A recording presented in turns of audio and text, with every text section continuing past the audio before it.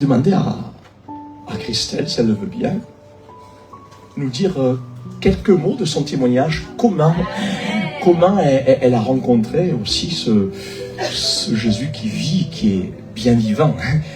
Comment elle a pu faire cette expérience avec le Seigneur. Je l'appellerai jusqu'ici. Voilà.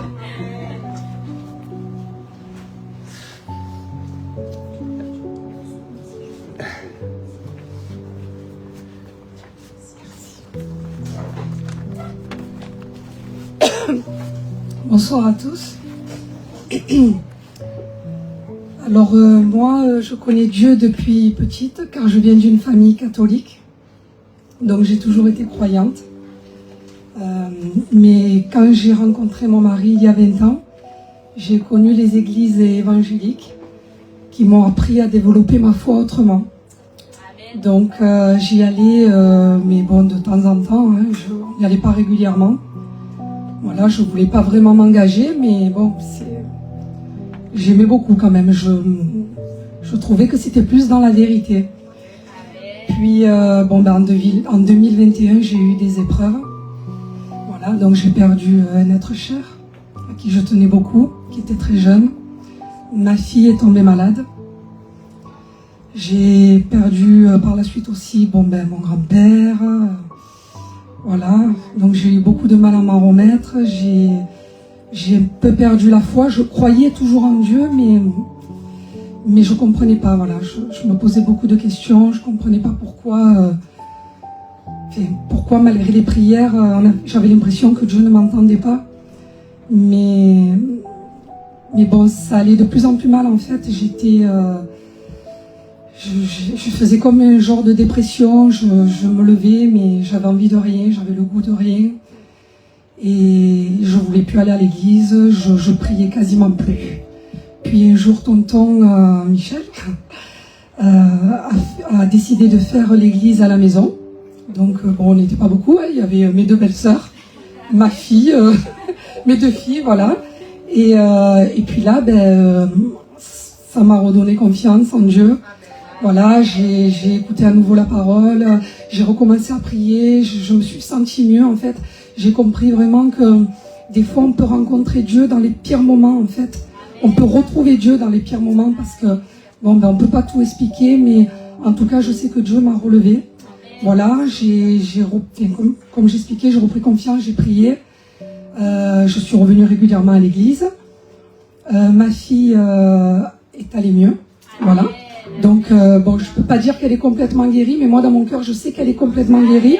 Voilà, parce que, voilà, ça va mieux, elle est en rémission totale.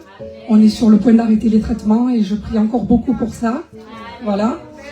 Bon, entre-temps, je me suis faite baptiser, donc le 7 mai 2023. 8 mai 22 ?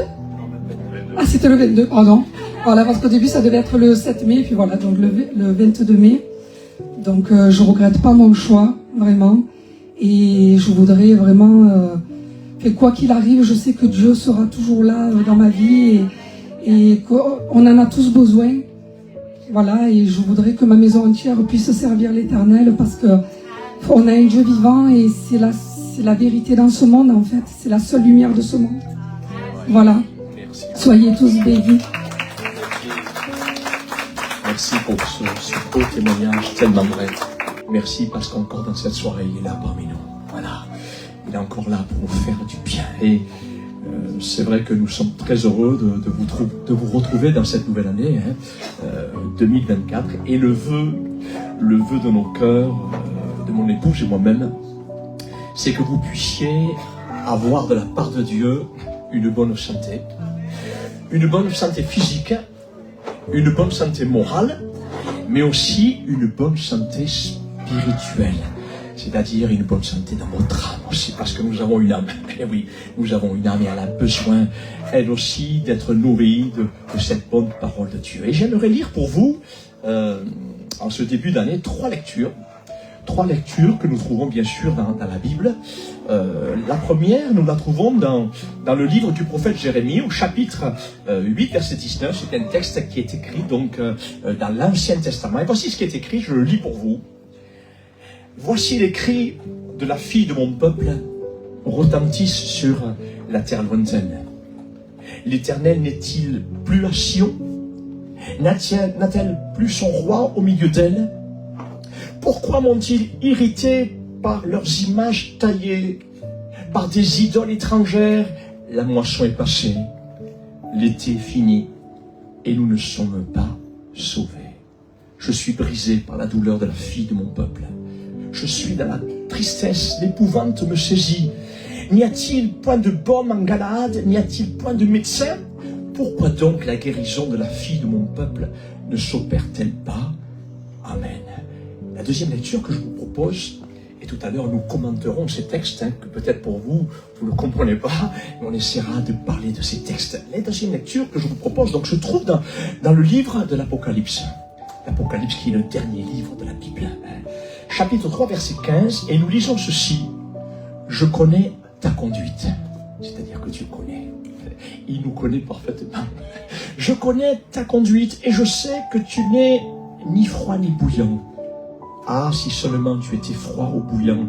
Mais puisque tu es tiède, puisque tu n'es ni froid ni bouillant, je vais te vomir de ma bouche. Tu dis, je suis riche. J'ai amassé des trésors, je n'ai besoin de rien. Et tu ne te rends pas compte que tu es misérable et pitoyable, que tu es pauvre, aveugle et nu. C'est pourquoi je te donne un conseil. Et que nous puissions, dans cette soirée, en commençant par moi, suivre le conseil de Dieu. Amen. Achète chez moi de l'or purifié au feu pour devenir réellement riche. Des vêtements blancs pour te couvrir afin qu'on ne voit pas ta honteuse nudité. Et un collier porté pour soigner tes yeux afin que tu puisses voir clair. Moi, l'Éternel, ce que j'aime, je les reprends et je les corrige. Fais donc preuve de zèle et change. Voici, je me tiens devant la porte et je frappe. Si quelqu'un entend ma voix et ouvre la porte, j'entrerai chez lui et je dînerai avec lui et lui avec moi. Amen. Gloire à Dieu. Et le dernier texte que j'ai choisi pour vous, pour cette nouvelle année, nous le trouvons dans la lettre de Paul aux Romains, chapitre 10, verset 1, un texte donc qui fait partie aussi du Nouveau Testament. Et l'apôtre Paul va prononcer ses vœux pour son peuple en disant ceci: frères, le vœu de mon cœur et ma prière à Dieu pour eux, c'est qu'ils soient sauvés. Amen. Et c'est ce que nous vous souhaitons, nous aussi, dans cette soirée, pour cette année 2024. Le vœu de notre cœur et notre prière à Dieu pour vous, c'est que vous soyez sauvés. En ce début d'année 2024, c'est le moment des bilans. C'est ce que fait en principe chaque chef d'entreprise. Et c'est le moment des bilans. Et voilà ici, frères et sœurs et amis, quelques textes qui nous invitent à faire le bilan de notre année 2023 face à l'évangile de Jésus-Christ. Et durant tout ce mois de janvier, chacun à sa manière souhaite ses meilleurs vœux de bonheur, y compris notre président de la République, nous l'avons entendu l'autre soir, lui aussi a souhaité ses meilleurs vœux. Mais nous réalisons bien des fois que ces vœux de bonheur que les hommes nous souhaitent, aussi sincères soient-ils, restent seulement que de bonnes intentions, restent seulement que de belles paroles dans notre vie. Tout simplement parce que le seul qui détient le pouvoir de réaliser de bonnes choses pour notre vie, c'est le Dieu créateur du ciel et de la terre. Le Dieu créateur de l'homme et de la femme. Pour quelle raison? Eh bien, parce que rien ne lui est impossible, comme nous l'avons dit tout à l'heure. Et c'est avec raison que le psaume 84, verset 6 de la Bible, pourra dire ces paroles. Heureux ou heureuse. Heureux ceux qui placent en toi leur appui. Ils trouvent dans leur cœur des chemins tout tracés. Et le livre du prophète Jérémie, chapitre 29, verset 11, nous rappellera également que Dieu est celui qui garde ses promesses envers ceux qui lui font confiance en leur disant ceci, car moi, je connais, Bruce, les projets que j'ai formés sur toi, dira l'Éternel. Et oui, et on peut mettre chacun notre prénom dans cette soirée. Car moi, je connais les projets que j'ai conçus en votre faveur, déclare l'Éternel. Ce sont des projets de paix et non de malheur, afin de vous assurer un avenir plein d'espérance. Quel vœu merveilleux, hein? Quel vœu merveilleux Dieu nous souhaite dans cette année 2024. Oui, heureux l'homme et la femme qui se confie en Dieu. Amen. Notre première lecture d'introduction dans le livre de Jérémie, chapitre 8, verset 20, nous parlait du triste bilan du peuple d'Israël déporté à Babylone à cause de sa désobéissance à la parole de Dieu.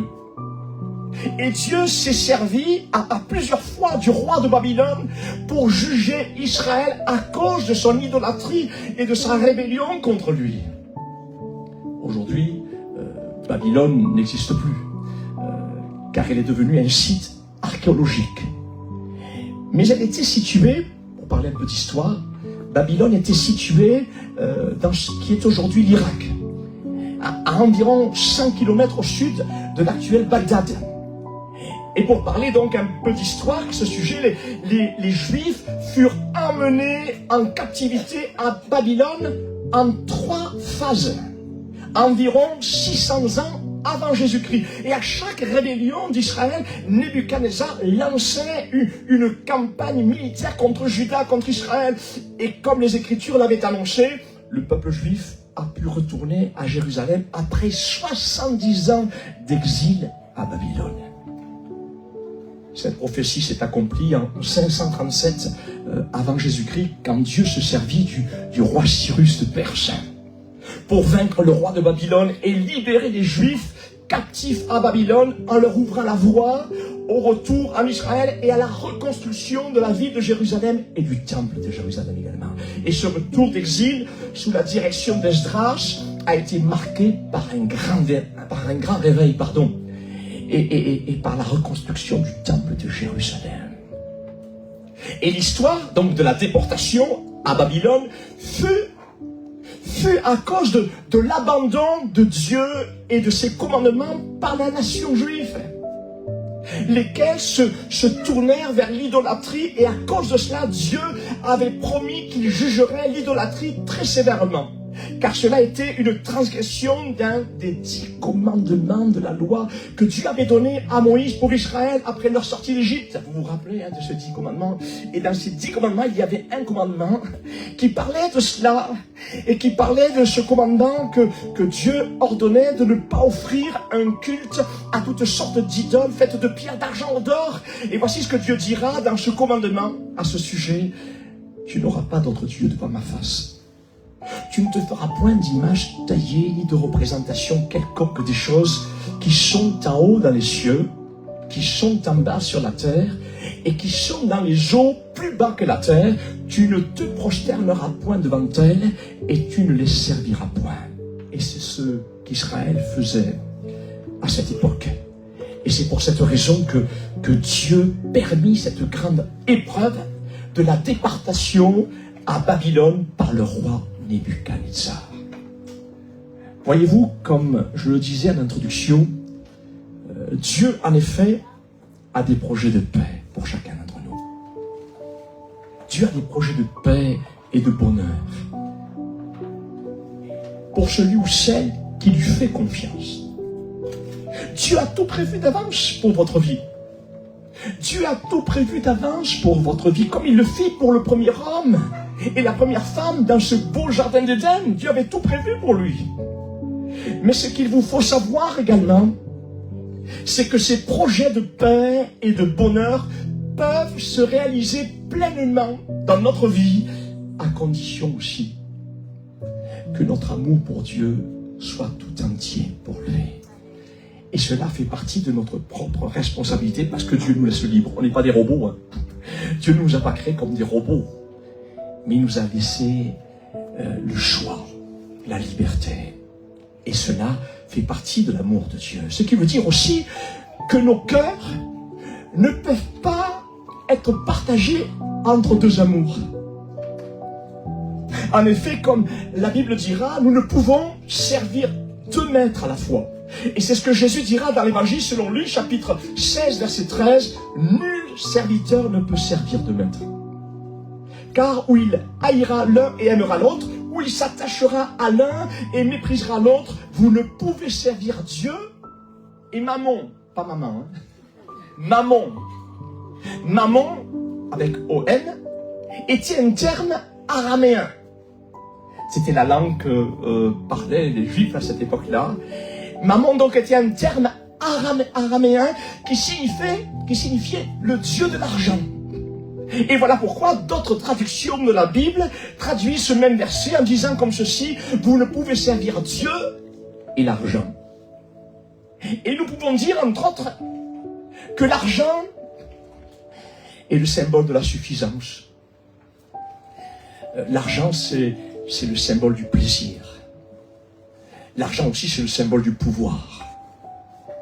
L'argent c'est le symbole de la convoitise sous toutes ses formes dans ce monde.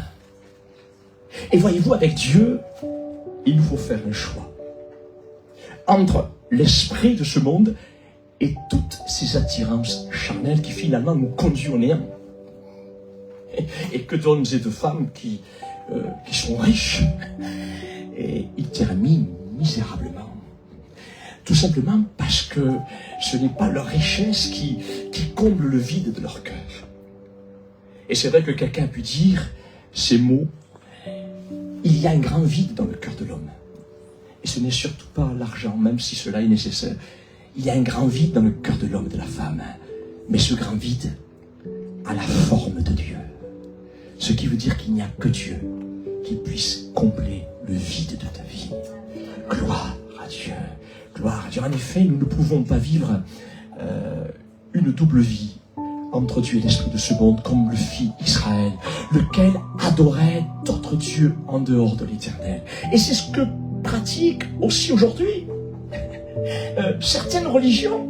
Il n'y a pas qu'Israël qui adorait les idoles, mais aujourd'hui aussi, certaines religions dans le monde et dans notre propre pays vénèrent toutes sortes d'idoles de pierre, d'or et d'argent, lesquelles j'invite donc ces religions-là, dans cette nouvelle année, à revenir de leur mauvaise voie afin de pratiquer ce commandement de Dieu que nous avons cité tout à l'heure et qui disait ceci: tu n'auras pas d'autre Dieu devant ma face. Tu ne te feras point d'image taillée, ni de représentation quelconque des choses qui sont en haut dans les cieux, qui sont en bas sur la terre et qui sont dans les eaux plus bas que la terre. Tu ne te prosterneras point devant elles, c'est clair, net et précis, et tu ne les serviras point. Amen. Mais voyez-vous, pour aller plus loin sur ce thème des idoles, adorer des idoles ne sont pas forcément adorer des statues de pierre, d'or ou d'argent. Mais une idole, c'est tout aussi tout ce qui dans ce monde prend la première place dans notre cœur au détriment de la volonté de Dieu. C'est-à-dire que tout ce que nous affectionnons plus que Dieu dans ce monde et qui est contre les enseignements de Jésus-Christ peut devenir une idole dans notre cœur. Par exemple, nous pouvons faire une idole d'un objet. Il y a des gens qui font une idole d'un objet, de leur voiture, quoi, par exemple. Allez. Ils aiment plus leur voiture que Dieu. Et si on touche à leur voiture, ils sont capables de faire n'importe quoi. Hein. Et oui, par exemple, donc, nous pouvons faire une idole d'un objet quelconque. Nous pouvons faire une idole d'une personne aussi. C'est ce que l'on disait d'un certain artiste de notre génération, appelé... Voilà, eh oui. C'est vrai que nous pouvons faire une idole d'une personne, l'idole des jeunes, eh oui. Nous pouvons également faire une idole de nos propres pensées. Ah, c'est moi qui ai raison, c'est toujours moi qui ai raison, et c'est moi qui dis la vérité. Nous pouvons faire également une idole de notre propre culture. Notre propre culture. Et c'est ce que nous rencontrons dans certains milieux religieux où chacun s'est créé son propre Dieu avec ses propres pensées et ses propres cultures. Eh oui. Et pour terminer sur ce sujet, nous pouvons aussi faire une idole de notre propre corps. Ah ouais. Et ça de plus en plus, hein, dans notre génération. Et oui, on peut faire une idole de notre propre corps. C'est ce que j'appelle le Dieu beauté. Les Apollons, les Apollones. Eh oui. Le Dieu beauté à n'importe quel prix, hein. Nous n'avons jamais vu autant de publicité malsaine et indécente comme nous le voyons aujourd'hui. Le Dieu beauté. On est prêt à tout. Lesquels vont à l'encontre de la pudeur et la sainteté que Dieu demande pour l'esprit, l'âme et le corps. Et bien des fois, nous nous étonnons, je ne dis pas pour tous, hein, nous nous étonnons qu'il y ait tant de viols aujourd'hui. C'est vrai qu'il y a des esprits tordus, mais il y a tellement d'obscénité, tellement d'indécence que le viol a augmenté. Eh oui. Mais pour nous, Église de Jésus-Christ, nous ne faisons plus partie de cette sorte d'idolâtrie de notre corps. Mais aujourd'hui, tout notre être entier appartient à notre Sauveur. Amen. Gloire à Dieu. Voyez-vous, malheureusement, beaucoup de chrétiens, malheureusement, ont certaines parties de leur vie qui sont restées mondaines. Le cœur a été converti, mais pas le corps. Et beaucoup de chrétiens ont laissé certaines parties de leur corps en disant « ça ne faut pas toucher ». Certaines parties de leur corps sont restées mondains. Mais il ne doit pas en être ainsi pour celui ou celle qui est né de nouveau, par la puissance du Saint-Esprit. Et c'est ce que l'apôtre Paul rappellera dans sa première lettre aux Thessaloniciens, chapitre 5, versets 23 à 6, qui est écrit « Que le Dieu de paix vous sanctifie lui-même tout entier. » Tout entier. Et que tout votre être, l'esprit, l'âme et le corps soient conservés irrépréhensibles lors de l'avènement de notre Sauveur Jésus-Christ. Et dans sa lettre aux Corinthiens, la première lettre aux Corinthiens, chapitre 6, verset 19, il dira également ceci concernant tout notre être entier qui doit appartenir au Seigneur. Voici ce qui est écrit. Ne savez-vous pas que votre corps est le temple du Saint-Esprit qui est en vous, que vous avez reçu de Dieu et que vous ne vous appartenez plus à vous-même. Ça va loin, hein? Mais c'est tellement bon d'appartenir à Dieu, corps, âme et esprit, parce qu'il prend soin de nous. Gloire à Dieu, il prend soin de notre corps, de notre âme et de notre esprit. Amen. Car vous avez été rachetés à un grand prix. Glorifiez donc Dieu dans votre corps et dans votre esprit qui appartiennent désormais à Dieu. Et voyez-vous, si Dieu nous invite à prendre soin dans ce monde de tout notre être entier, corps, âme et esprit, c'est parce qu'un jour, il nous faudra tous comparaître devant le tribunal de Christ, lequel est réservé pour l'Église de Jésus-Christ, non pas pour compromettre notre salut, pas du tout, mais tout simplement afin de connaître ce qui a été bien ou mal dans notre corps sur cette terre. Et c'est ce que dira la deuxième lettre de Paul aux Corinthiens, chapitre 5, verset 10. Voici ce qui est écrit. Car il nous faut tous comparaître devant le tribunal de Christ afin que chacun reçoive selon le bien ou le mal qu'il aura fait étant dans son corps. Et voilà pourquoi, dans cette nouvelle année, vous et moi, nous voulons faire des progrès évidents pour tous concernant la sainteté de notre esprit, de notre âme et de notre corps, afin que si le Seigneur revenait ce soir, eh bien, nous puissions partir avec lui et que nous puissions, que notre être tout entier, l'âme, l'esprit et le corps soient conservés irréprochables, irrépréhensibles. Gloire à Dieu. Amen. Amen. Et c'est Dieu qui change notre vie. Hein. C'est Dieu qui change notre vie. Certains me diront, mais monsieur, c'est quand même la barre est haute pour vivre avec Dieu. Vous savez, moi j'étais comme vous, hein, et je le suis toujours. Je suis un homme constitué de la même façon que vous. Mais ce que Dieu a fait, c'est que c'est lui qui a changé mon cœur. Avant d'être chrétien, avant d'être pasteur, j'étais un pauvre chanteur de cabaret et de boîte de nuit. Et vous savez, c'était une vie terrible, une vie qui a détruit, qui était au bord de la rupture d'un foyer. Mais le Seigneur est venu. Et il a frappé à la porte de mon cœur. Et il a changé ma vie. Gloire à Dieu. C'est pour cette raison que c'est Dieu qui change notre vie. C'est lui qui change notre mentalité. C'est lui qui change notre cœur. Gloire à Dieu. Gloire à Dieu. Et pour en revenir donc à notre texte d'introduction, concernant l'idolâtrie sous toutes ses formes, c'est donc à cause de cela que Dieu retira sa présence et sa protection envers Israël, lesquels furent déportés à Babylone. Mais dans son amour, Dieu suscita le prophète Jérémie. Dieu est bon. Gloire à Dieu. Dieu est bon. Et il va susciter le prophète Jérémie pour avertir son peuple que le jugement de Dieu était imminent. Et pourtant, Dieu avait délivré Israël de la destruction maintes et maintes fois. Mais malgré cela, le cœur de ce peuple demeure rebelle à la parole de Dieu. Alors Dieu envoie contre eux Nebuchadnezzar, roi de Babylone. Et là, dans cette terre lointaine de Babylone, à peu près 871 kilomètres de Jérusalem, c'était loin de leur terre, Jérémie entend le cri de sa nation qui dit: l'Éternel n'est-il plus à Sion? N'a-t-elle plus son roi au milieu d'elle? Et Jérémie répond au nom de l'Éternel en disant ceci: pourquoi m'ont-ils irrité? Par leurs images taillées, par des idoles étrangères, la moisson est passée, l'été est fini, et nous ne sommes pas sauvés.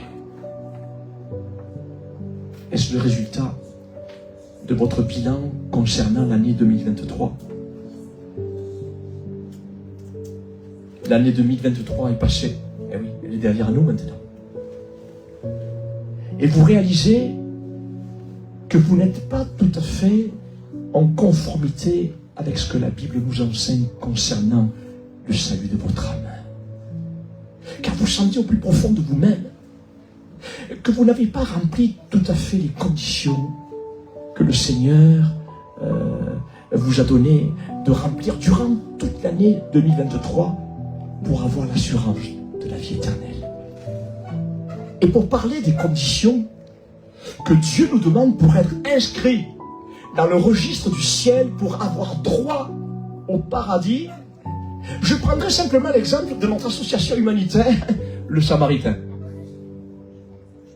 Pour avoir droit à votre colis, et cela est valable dans toutes les autres associations, nous vous demandons 2 conditions principales pour être adhérent de notre association.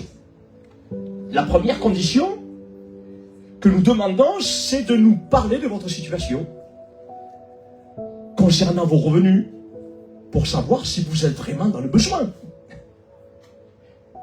Et la deuxième condition, c'est de payer pour une somme très faible votre carte d'adhérent pour l'année, laquelle vous donne la priorité dans vos besoins alimentaires.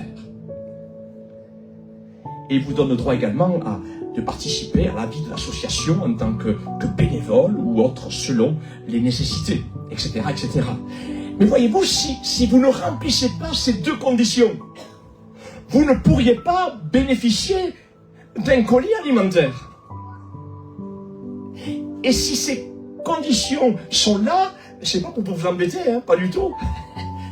C'est pour que tout se fasse dans le bon ordre. Sinon, ce serait l'anarchie et chacun ferait ce qui lui semble bon dans l'association et l'association ne pourrait subsister et ce seraient les vrais pauvres qui seraient pénalisés. N'est-ce pas? Ainsi en est-il pour les choses de Dieu. Chers amis, le ciel n'est pas un moulin où tout le monde entrera n'importe comment. Il y a un chanteur qui a pu oser chanter un chant: tout le monde ira au paradis. Ce n'est qu'une chanson, ça. Et une chanson qui est tellement fausse. Mais malheureusement, le ciel n'est pas un moulin où tout le monde entrera n'importe comment. Non, chers amis, il y a certaines conditions à remplir.